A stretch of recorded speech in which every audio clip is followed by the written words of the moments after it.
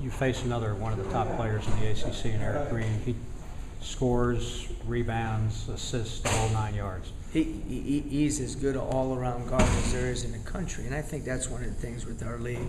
Maybe not enough credit given, just night in and night out. You're facing the best players in the country, and with Eric, he does a great job of creating his own shot off the dribble, but he hardly ever takes a bad shot, and he's tremendous at creating shots for other people.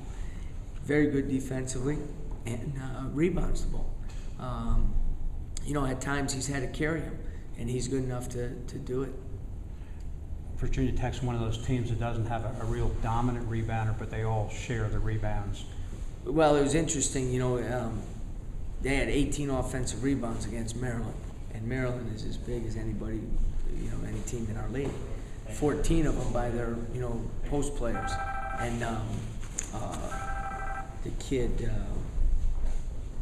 number 42, didn't play in that game. Can't pronounce his last name. He didn't even play in that game, and they still had, the post guys had 14 offensive rebounds. So they're a very good rebounding team. They rebound by committee, and their bigs are always in position to get to the offensive glass.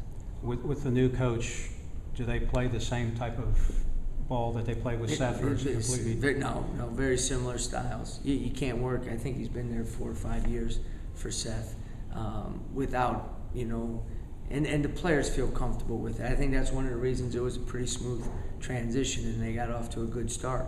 A comfort level with how they were playing, and they got some upperclassmen, and when you have Green, it makes things a lot easier.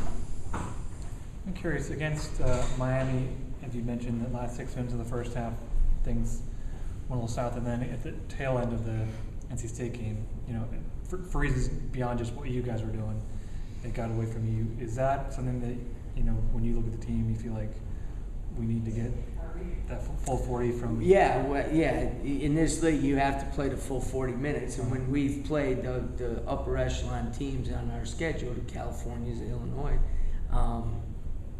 that's been the case. There's been a 4 or 5 minute stretch that when you look back, you can say, maybe cost you the game. Now, there was other pieces in that game that, but I thought ending the first half was really important at NC State.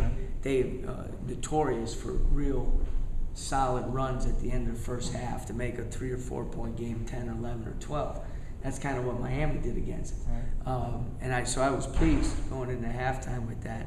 And so they made some big plays down the stretch. We had a couple breakdowns. We had a couple good looks, that I think down the road, those balls are going to go in. The three-pointer by Chris off the baseline out of bounds, our guys executed that well. Marcus had a pretty good look. We had a couple shots at the basket that normally go in when we were up 2 and 4 points. But, that's part of the thing. And that's the hard part when you're close and you just need to, make a couple more plays to get over the edge. Sometimes that's even more difficult, but that's where we're at right now, and that's part of the process. As part of the trying to be dialed in for that long, is that part of that being young and guys aren't used to this intensity? Well, yeah. I think some has to do with youth and lack of experience. As I said when we talked last week, there's no teacher like experience. You hope that the next game, some of the mistakes that were made by some of the younger guys, they learn from. The older guys, again, they're kind of they're placed in some new situations where everything they do is highlighted, mistakes and good, and that hasn't been maybe the case, during their careers here. So it's new territory for a lot of guys. Daniel Miller said something that might have been he felt really tired at the end of the game. Is that a conditioning thing? You guys working to improve that, or is? No, I don't think it's a condition. I'd bet that we're as well conditioned as anybody around. One of the things that did happen is Cam only played 11 minutes that game because of foul trouble. In the Miami game, Daniel and Robert were in foul trouble during that stretch where we they took the 10-point lead. It's imperative that our big guys stay out of foul trouble, and we haven't had that all year long. By being able to rotate 3-4 guys in those positions, we've been pretty good at staying out of foul trouble. we also been able, because of the subs, been able to keep those guys fresh, which sometimes leads to not fouling, because sometimes when you're tired, you tend to foul a little more. Those fouls with Cam, I know you felt like maybe coming off the bench you wouldn't get in trouble early with the fouls. Right. But were these fouls, were you able to go back and take a look and see? Yeah, one, he just flat out pushed the guy from behind to get to the offensive glass. Other than Robert, those guys have all played significant minutes. So, again, as a coach, you have to change and look at your team and different things. And maybe instead of not playing a guy with 2 fouls in the first half, we're going to have to trust those guys a little bit to be able to play with a couple fouls, and you're rolling the dice a little bit with that. But I think Cam was very good during that first stretch, and then never got it going again, and it might have been because of the early foul trouble. Did you have any new takeaways from watching the film after NC State of things you maybe hadn't caught just watching the game? Again, I think our 3 key objectives, the transition game. I think we gave up some baskets in transition that maybe with a little greater sense of urgency we can tighten up. I thought we gave up a couple key offensive rebounds or some loose balls that, in that type of situation, when you're on the road, when you're a team that's rebuilding and is trying to keep getting better and you're playing a top 20 team on the road, you have to come up with every loose ball. You don't have to make every shot, but you need to come up with those. And it wasn't like we weren't going for them. Give NC State credit. I think there was a lot of people that said, hey, they're going to be looking forward to the Duke game. They're not going to come out and play with great intensity. They have a history of maybe they ain't playing that way now, and they didn't play that way on Wednesday night. They played hard from the get-go. I think they knew that they were going to play a team that was going to play hard for 40 minutes as well.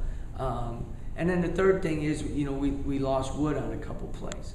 A couple of those shots you can't do anything about.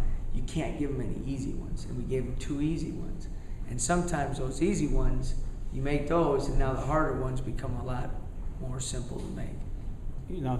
North Carolina State naturally was famous for pushing the ball, and it seemed like their wings did a good job of finding the open spot on the floor on those breaks, like Wood and some of the other guys. Well, as I said in the press conference, they have an advantage because Purvis leaves as soon as the shot's taken. In the old days, they used to call that cherry picking. Yep. You know what I mean? Yep. But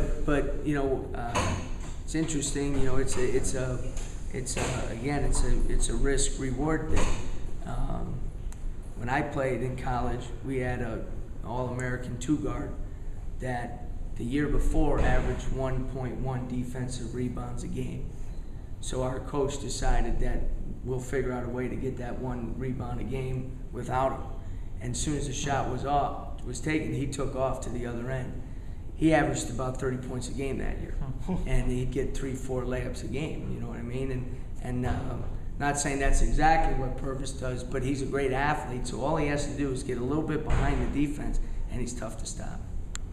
The Solomon Poole situation has been pretty fluid. Most of his minutes have been towards the end of games. We saw him for just a little bit in the first half. What was the thinking there?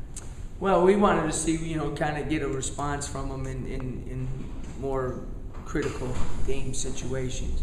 Get his feet wet in some of the end of game stuff and so forth, just to, maybe steady some nerves and have him get a feel for it. It's a tough situation, and he wants it, so give the credit on that. But I thought he did some good things, also some as West Durham always calls, teachable moments, where we can grab him and show him some stuff on film that,